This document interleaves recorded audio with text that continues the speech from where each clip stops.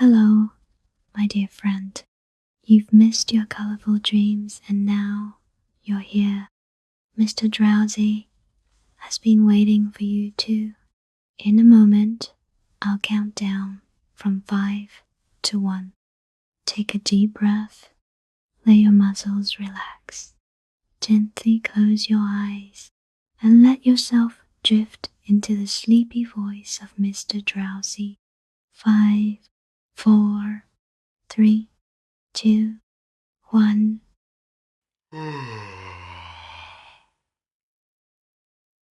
A Tale of Two Cities, a story of the French Revolution, Book the Second, The Golden Thread. Chapter 1, 5 years later. Tellson's Bank by Temple Bar was an old-fashioned place, even in the year 1780. It was very small, very dark, very ugly, very incommodious.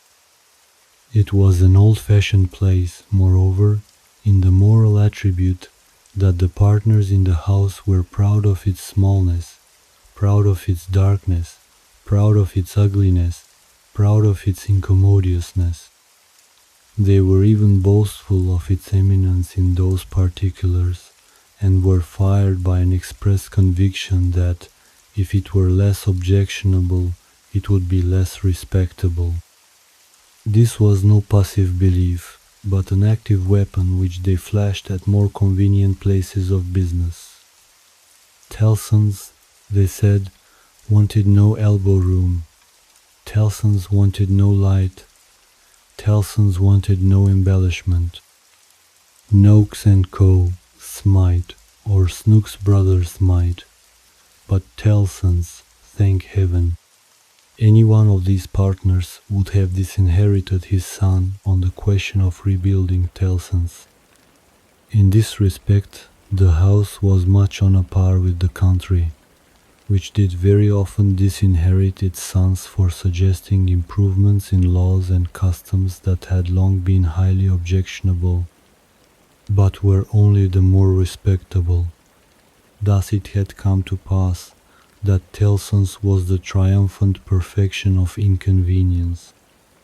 After bursting open a door of idiotic obstinacy with a weak rattle in its throat, you fell into Tellson's down 2 steps, and came to your senses in a miserable little shop with 2 little counters, where the oldest of men made your check shake as if the wind rustled it, while they examined the signature by the dingiest of windows, which were always under a shower bath of mud from Fleet Street, and which were made the dingier by their own iron bars proper and the heavy shadow of Temple Bar. If your business necessitated your seeing the house, you were put into a species of condemned hold at the back, where you meditated on a misspent life, until the house came with its hands in its pockets, and you could hardly blink at it in the dismal twilight.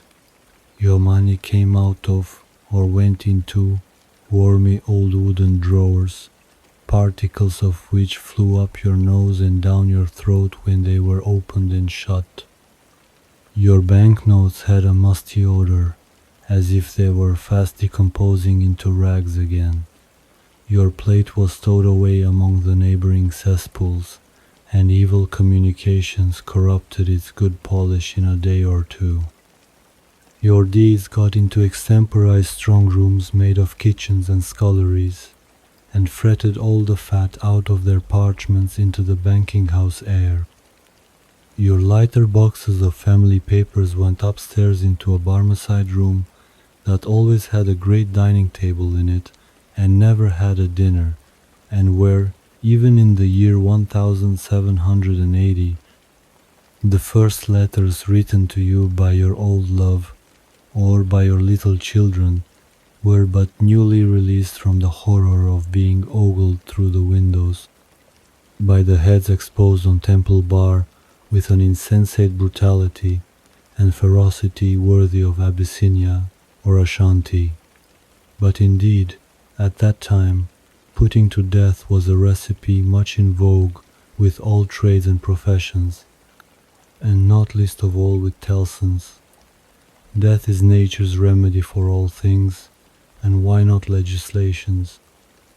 Accordingly, the forger was put to death, the utterer of a bad note was put to death, the unlawful opener of a letter was put to death, the purloiner of 40 shillings and sixpence was put to death, the holder of a horse at Tellson's door, who made off with it, was put to death, the coiner of a bad shilling was put to death, the sounders of 3/4 of the notes in the whole gamut of crime were put to death. Not that it did the least good in the way of prevention, it might almost have been worth remarking that the fact was exactly the reverse, but it cleared off, as to this world, the trouble of each particular case, and left nothing else connected with it to be looked after. Thus, Tellson's, in its day, like greater places of business, its contemporaries, had taken so many lives that, if the heads laid low before it had been ranged on Temple Bar instead of being privately disposed of, they would probably have excluded what little light the ground floor had in a rather significant manner. Cramped in all kinds of dim cupboards and hutches at Tellson's, the oldest of men carried on the business gravely. When they took a young man into Tellson's London house, they hid him somewhere till he was old. They kept him in a dark place like a cheese until he had the full Tellson flavor and blue mold upon him. Then only was he permitted to be seen, spectacularly poring over large books and casting his breeches and gaiters into the general weight of the establishment. Outside Tellson's never by any means in it, unless called in was an odd job man, an occasional porter and messenger, who served as the live sign of the house. He was never absent during business hours, unless upon an errand, and then he was represented by his son, a grisly urchin of 12, who was his express image. People understood that Tellson's, in a stately way, tolerated the odd job man. The house had always tolerated some person in that capacity, and time and tide had drifted this person to the post.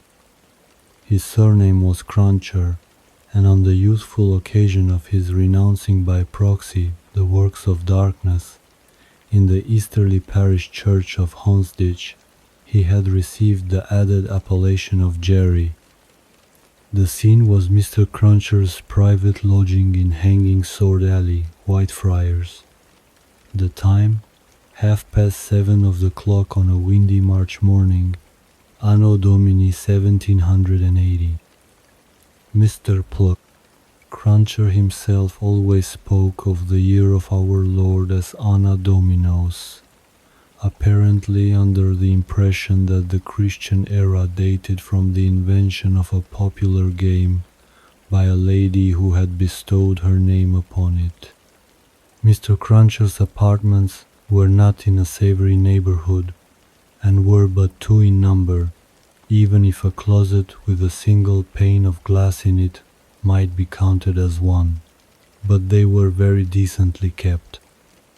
Early as it was on the windy March morning, the room in which he lay abed was already scrubbed throughout, and between the cups and saucers arranged for breakfast and the lumbering deal table, a very clean white cloth was spread. Mr. Cruncher reposed under a patchwork counterpane, like a harlequin at home.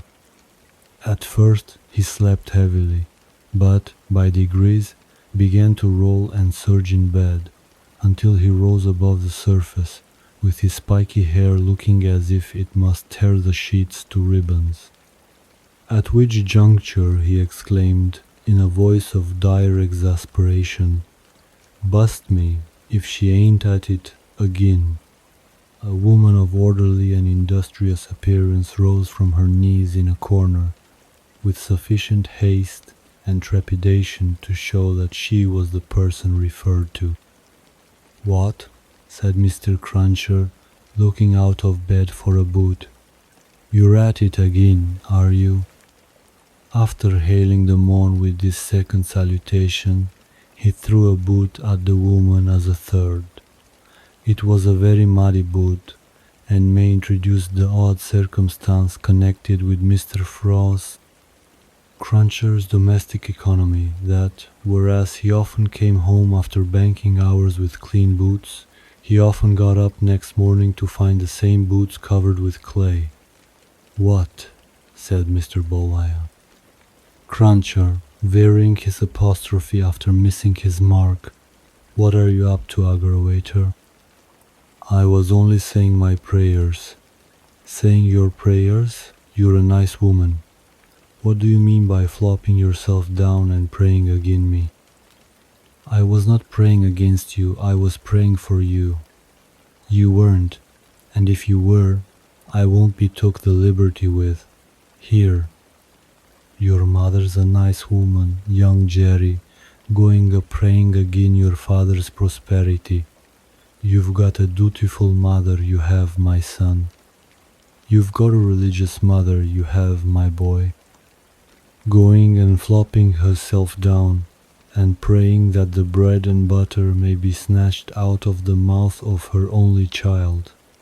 Master Cruncher, who was in his shirt, took this very ill, and, turning to his mother, strongly deprecated any praying away of his personal board. "And what do you suppose, you conceited female?" said Mr. Cruncher, with unconscious inconsistency, "that the worth of your prayers may be? Name the price that you put your prayers at." "They only come from the heart, Jerry. They are worth no more than that." "Worth no more than that," repeated Mr. Cruncher. "They ain't worth much then. Whether or no, I won't be prayed again, I tell you. I can't afford it. I'm not a-going to be made unlucky by your sneaking. If you must go flopping yourself down, flop in favor of your husband and child, and not in opposition to 'em. If I had had any but a unnatural wife, and this poor boy had had any but a unnatural mother, I might have made some money last week instead of being counter-prayed and countermined and religiously circumvented into the worst of luck. Be you asked me," said Mr. Praed. Cruncher, who all this time had been putting on his clothes. "If I ain't, what with piety, and one blowed thing and another, been choused this last week into as bad luck as ever a poor devil of a honest tradesman met with. Young Jerry, dress yourself, my boy, and while I clean my boots, keep a eye upon your mother now and then, and if you see any signs of more flopping, give me a call. For I tell you," here he addressed his wife once more, "I won't be gone again in this manner. I am as rickety as a hackney coach. I am as sleepy as laudanum. My lines is strained to that degree that I shouldn't know, if it wasn't for the pain in 'em, which was me and which somebody else, yet I'm none the better for it in pocket.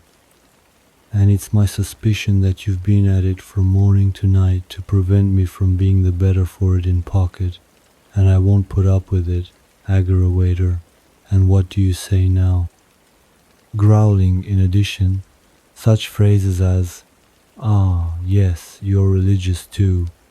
You wouldn't put yourself in opposition to the interests of your husband and child, would you? Not you."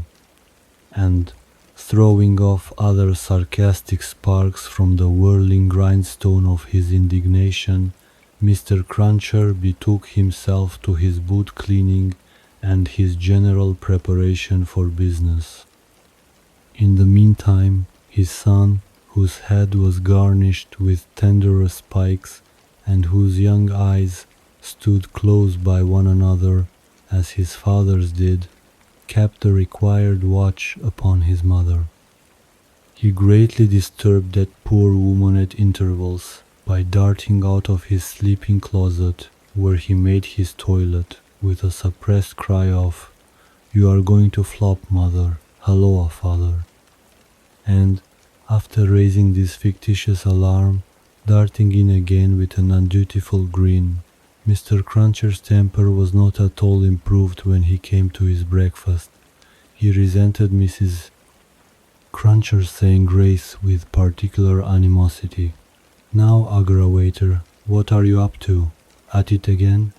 His wife explained that she had merely asked a blessing. "Don't do it," said Mr. Cruncher's looking about, as if he rather expected to see the loaf disappear under the efficacy of his wife's petitions. "I ain't a-going to be blessed out of house and home. I won't have my victuals blessed off my table. Keep still." Exceedingly red-eyed and grim, as if he had been up all night at a party which had taken anything but a convivial turn, Jerry Cruncher worried his breakfast rather than ate it, growling over it like any four-footed inmate of a menagerie.